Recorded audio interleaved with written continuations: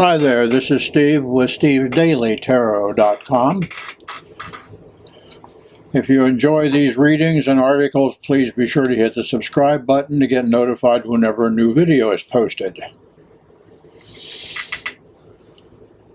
I was reminded the other day by my partner that it had been a long time since I did a beginner's tarot lesson. So today I want to come to you with 6 tips to choose your first tarot deck. If you already have a tarot deck, this might be some new information for you. If you don't have one, then this will be very useful. When I first learned tarot, now I'm dating myself, there were only a few decks to choose from. Now there are literally hundreds of them out there. So with so many decks, how in the world do you know which one to start working with? Now we're talking today about how to get your first deck. So this is the one you're starting off with. There's a myth circulating around that says you must receive your first deck as a gift. This isn't true. The idea may have come from the gypsies a long time ago and others who passed decks down through the family, but there's absolutely no reason why you can't choose your own.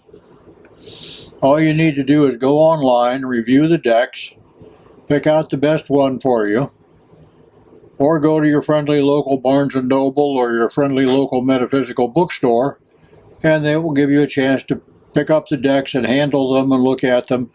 Most of these have a deck that is out of the wrapping, so you can take a look at it.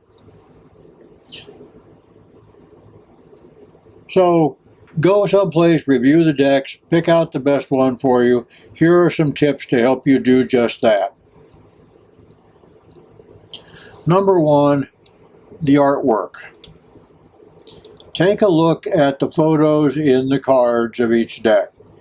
Each card, it's a small painting. Some of them are photographs, some of them are combinations, but they're small works of art. Some decks have lots of bright colors.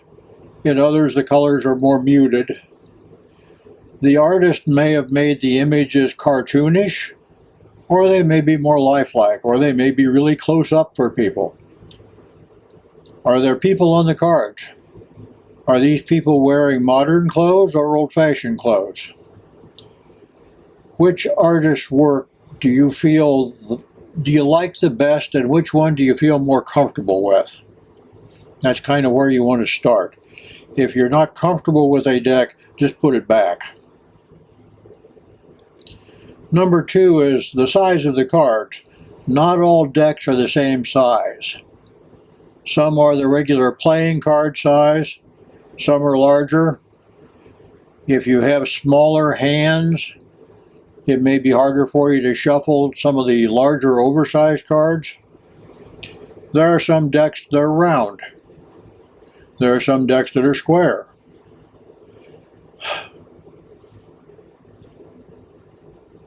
Shuffling and dealing the cards should be easy, not hard.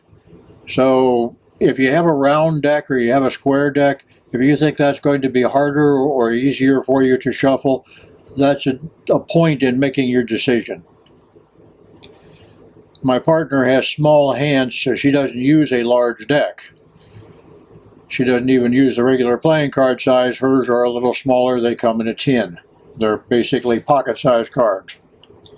Number 3, Rider-Waite. The Rider-Waite-Smith Tarot System, or RWS, is pretty much the gold standard for the tarot today. It started back in the late 1800s, early 1900s, and it came out of the Golden Dawn, which was a metaphysical group in England. Most decks today are based at least loosely, if not very strictly, on the Rider-Waite deck. Decks that are not based on Rider-Waite are harder to read and take more work to understand what the cards mean.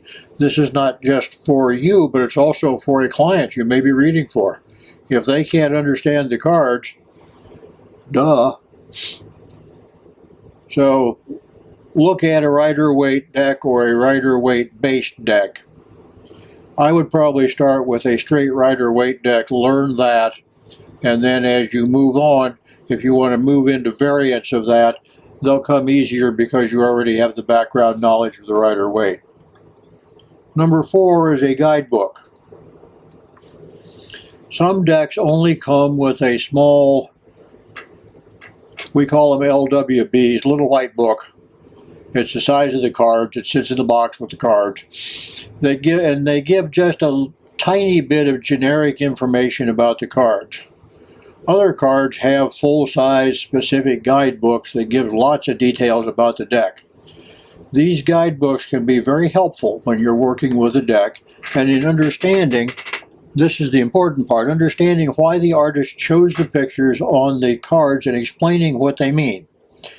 Every artist, when they go to put together a deck, puts it together in a different way. They have different ideas about what the card means, and they illustrate them in different pictures. So what is a really standard picture on one card may be a totally different picture on another, but the card will be the same. Let's see. The Empress, for instance, may look one way on the Rider-Waite deck, may look another way on the Everyday Witch Tarot or the Modern Witch Tarot or the Hanson Roberts deck. They're all going to be slightly different because the artist that interpreted them is going to make them a little bit different just because of their vision. Number 5, card story, card shape. Some decks have square or round cards versus regular playing cards. Different shapes may make the cards feel special to you. On the other hand, it will make them harder to shuffle. Whatever works for you is great. Number 6, which is the last one, intuition. Part of using tarot cards is learning to use your intuition during a reading. Intuition just means, in very simple language, paying attention to your gut feeling. Listen to your feelings and notice if you just seem like one of them, you just like a certain deck, and you just don't like another deck, and you can't really pin it down, it just is a feeling. Well, that's the card speaking to you through your intuition. If you find one and you notice that you seem to like it, then that's the one for you. Thank you for watching. If you found this helpful, please hit the subscribe button, the like button, and the share button, and don't forget to leave a comment. Tell me what deck you're using and why. We need to pass the information along. Thanks again.